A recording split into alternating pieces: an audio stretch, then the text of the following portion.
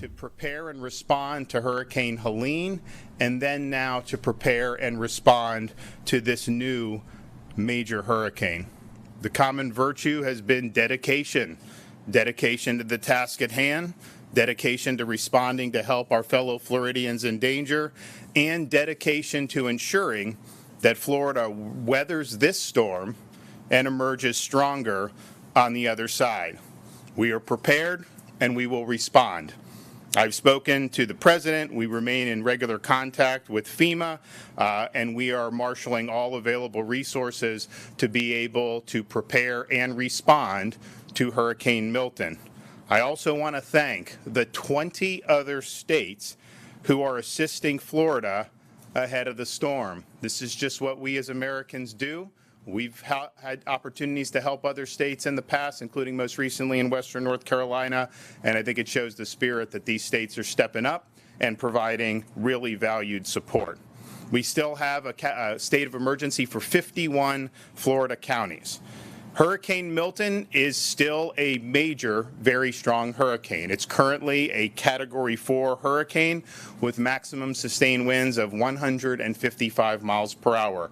That is just a whisker shy of a Category 5. And while there is the hope that it will weaken more before landfall, there is high confidence that this hurricane is going to pack a major, major punch and do an awful lot of damage.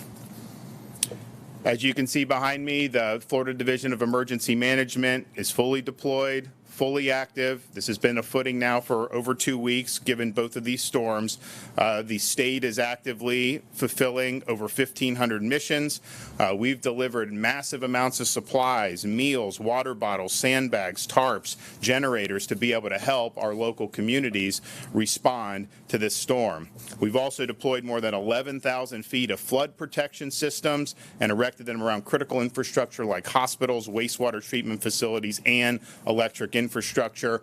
Generators have been deployed at shelters and to support sheltering operations. Starlink internet has been deployed across the entire state of Florida. We have surged an additional 600 ambulances, and they are currently in operation helping in the effort. The state of Florida has considerable fuel reserves ahead of Milton, and it's staged, and they will be utilized as needed following the storm. We've already dispatched a lot of fuel in the lead up to this, but we still have on hand 1.6 million gallons of diesel and 1.1 million gallons of gasoline. There is no, right now, fuel shortage. However, demand has been extraordinarily high, and some gas stations have run out. To be able to help ameliorate that, the Florida Highway Patrol has facilitated 106 long-distance fuel tanker escorts with sirens getting through traffic, totaling almost 1 million gallons of gasoline from ports in Tampa, Jacksonville, Everglades, and Manatee, and they are continuing with the fuel escorts as we speak. I'm in contact with the ports on the west coast of Florida. We'll see how this storm impacts those. Clearly, there's a chance that you could have a major impact on Port Manatee as well as on Port Tampa Bay. That could interrupt their ability to receive fuel shipments. And so we're working on contingencies to be able to keep fuel flowing throughout the state of Florida. As we saw this new storm develop, it was clear that a lot of the hardest hit areas on the west coast of Florida from Hurricane Helene had not had major, robust debris removal contracts in place or operations in place. Some of these contractors were good. Some of them were not getting the job done. So you had a major hazard on barrier islands in Pinellas, Manatee, and Sarasota County. So this weekend, I authorized mandated 24/7 debris removal. We took all the Florida Department of Transportation and other agency vehicles, brought them from all across the state, and they are engaged in other missions as their normal course of business, and dedicated it to debris removal. So in a little over 48 hours, and they were working all through the night in the wee hours of the morning in places like Manatee, Sarasota, and Pinellas. They were able to remove 55,000 cubic yards of debris. So that's over 3,000 truckloads of debris. And it's our estimation that on those barrier islands, they were able to make a dent in the debris and reduce it by about 50% just from what Jared Perdue and the other agencies were able to get done. So I want to thank everybody that's been involved in that. It did not stop since this weekend. We're now in a position where it's likely the conditions are going to deteriorate, and so we're going to have to wind that down. But they did make a difference, and there will be less damage from this storm as a result of getting that debris out than there otherwise would have been. The Florida Department of Transportation is staging the following assets ahead of the storm: 156 bridge inspectors, 328 cut and toss personnel, and over 1,500 pieces of heavy equipment. Florida National Guard, Florida State Guard, Florida Fish and Wildlife, and the Florida Highway Patrol have activated additional personnel in advance of this storm. We have hundreds of state search and rescue personnel on hand, 26 total teams. They are currently embedded in the potential impact sites along the West Coast to begin immediate rescue operations as soon as the storm passes. The National Guard is deploying 6,000 Florida National Guardsmen as well as 3,000 National Guardsmen from other states, and so we thank for the support on that. We have 34 search and rescue areas that have been brought in from other states. We have 500 tactical vehicles, including 180 high water vehicles, aerial, water, and ground National Guard search and rescue teams. This is the largest Florida National Guard search and rescue mobilization in the entire history of the state of Florida. Our Florida State Guard is also deploying almost 200 soldiers, 10 maritime crews, 3 high water UTVs, 2 UH-60 Black Hawk helicopters, 4 drone teams, 15 cut and toss crews, 2 amphibious rescue crews. We want to thank them. I mean, this was just a dream a couple years ago that they would be involved, and there was a lot of unfair criticism when we stood it up, but they have made a huge difference in this hurricane season. They're going to continue to do it here. We have also worked with the utilities to have the largest staging of utility workers and linemen in advance of the storm any time in American history. We will have in Florida, by the time the storm arises, over 50,000 linemen, and those linemen are being brought in from places as far away as California. So as soon as that storm passes, you're going to see the assessments and the power restoration efforts commence immediately. Additionally, the state of Florida has assisted with the evacuation of 352 healthcare facilities in the potential path of the storm. 16 hospitals have been evacuated. The state veteran nursing homes are currently located that are in the cone, are all accepting families of their residents to shelter with them. All of those are hurricane proof.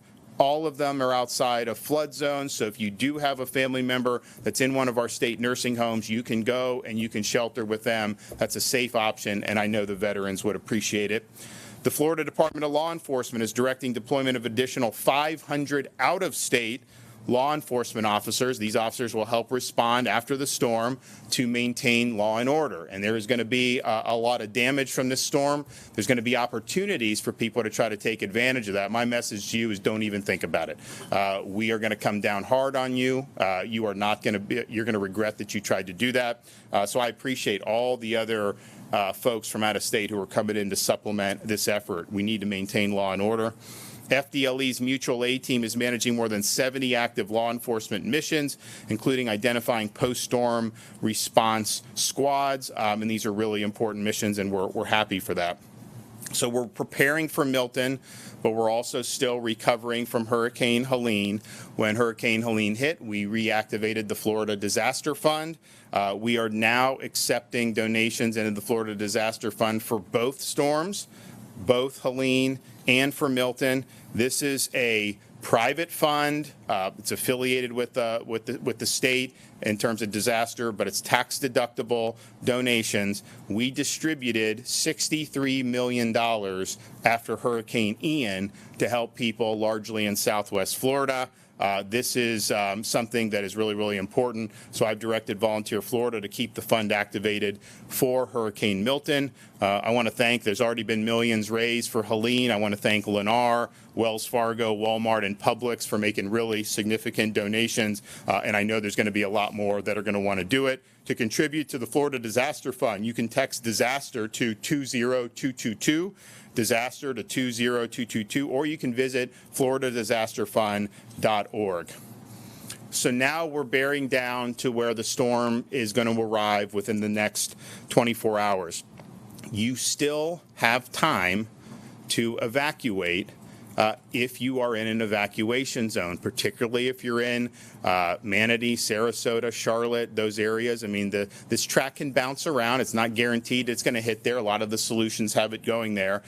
You have time to do that. Now, conditions aren't going to be great today. I would say that the roads and the interstates, they are flowing. We've waived tolls. We've done all that so people can do. But the best option would probably be just to evacuate within your own county to one of the shelters. All those counties have multiple shelters that are open. There's a lot of space in those shelters right now, and certainly it would be safe to do a very short evacuation, tens of miles, rather than get on the interstate and go. The roads are still open. People can do that, but I just want to warn people that the conditions are likely going to continue to deteriorate throughout the course of the day. We had, of course, on Monday, when the initial evacuations were coming down, particularly in the Tampa Bay area, had a lot of traffic on I-4 and on I-75. FDOT did the emergency shoulder plan. That helped, but it was slow, and those roads can be very slow anyways. By the time we got to the end of the night, through the wee hours of the morning, it was going pretty quickly. Yesterday was not as bad on those roads as it was on Monday, but what we did see is Alligator Alley down in southern Florida was about 150% of its normal capacity, and I think that's because as people saw the storm potentially bending a little further south, I think a lot of people in Southwest Florida decided to evacuate across the state, and so that's that. The roads now are good, but I would just caution the conditions are not great now, and they're likely going to get worse as the day goes on. Of course, we do have a lot of mandatory evacuations in place. If you want to get a hotel, you can go to visitflorida.com/Priceline, Expedia.com/Florida. That is the emergency accommodation module that is there. I'm not sure what availability there's going to be in a lot of these places at this point, but if that's something that you're interested in, you can try that. Of course, we've worked with the Florida Restaurant and Lodging Association for distress rates for hotels, as well as waiving pet fees, and I know a lot of the hotels in the state of Florida have responded very positively for that, so I just want to thank them for doing that. We've also partnered with Uber for Hurricane Milton to provide free rides to and from shelters in counties with active evacuation orders. So if you want to utilize that, you go to when you do the ride, you do the promo code Milton Relief, just one word, Milton Relief. OnStar has activated Crisis Mode, which provides free crisis assistance services and in-vehicle data for Chevy, Buick, GMC, and Cadillac owners. Schools, most of the school districts in the state are closed today. Obviously, if you get out of the path in like the Panhandle, not as much, but in that Florida Peninsula, virtually all school districts are closed. All Florida counties and Miccosukee and Seminole tribes are assisting the state with storm response, and I want to thank all those for their great work. We have 149 general population shelters that are open throughout the state. The current total shelter population is just 31,000 individuals. We have room in those shelters for a total population of almost 200,000 individuals. So there is space available in these shelters. I know a lot of people would rather stay in a hotel, stay with friends, and that's fine. But especially now as the storm's getting closer, you may be able to get in your car and drive 10 miles, get to a shelter, ride the storm out, and then be able to go as you see fit, and hopefully you'll be able to get back to your place very quickly.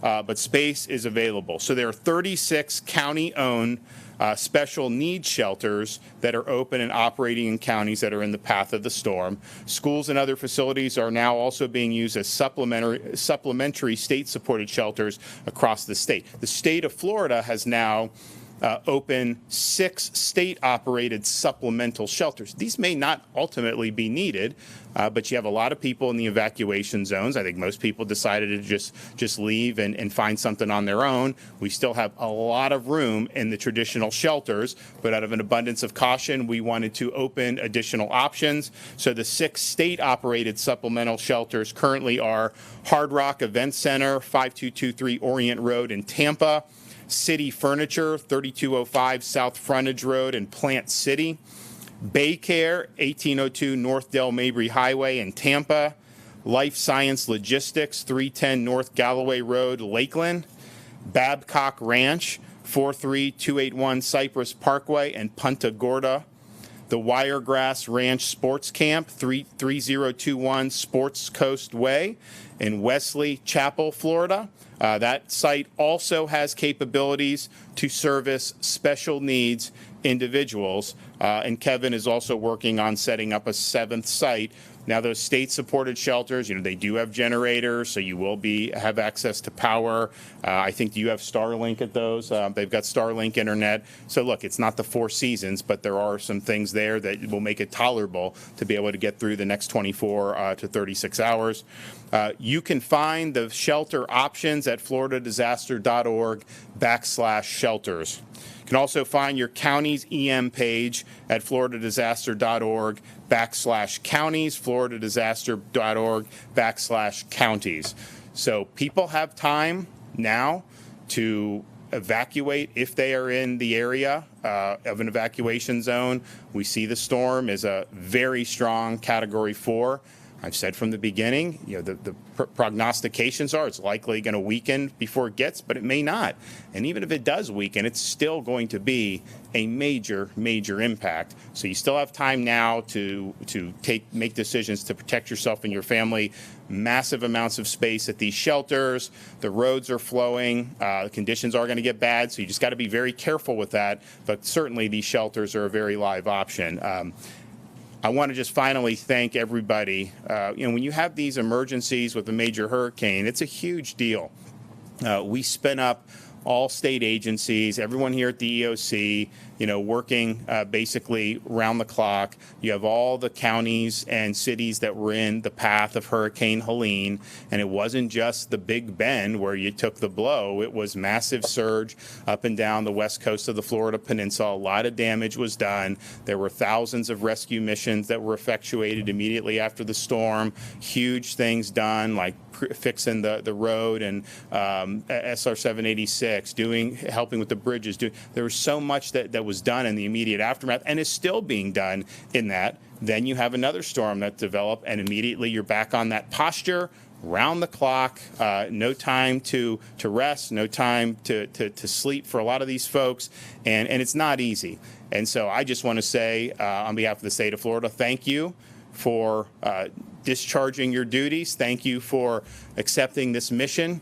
It's not going to be easy, but there's no better group of people that I would want responding to this than the folks that we have doing it throughout this state. Whether you're talking about the counties down on the Gulf Coast of Florida, whether you're talking about the people that we have here assembled in Tallahassee, these folks have proven themselves. They're working hard, and we will get the job done. Okay, Kevin Guthrie.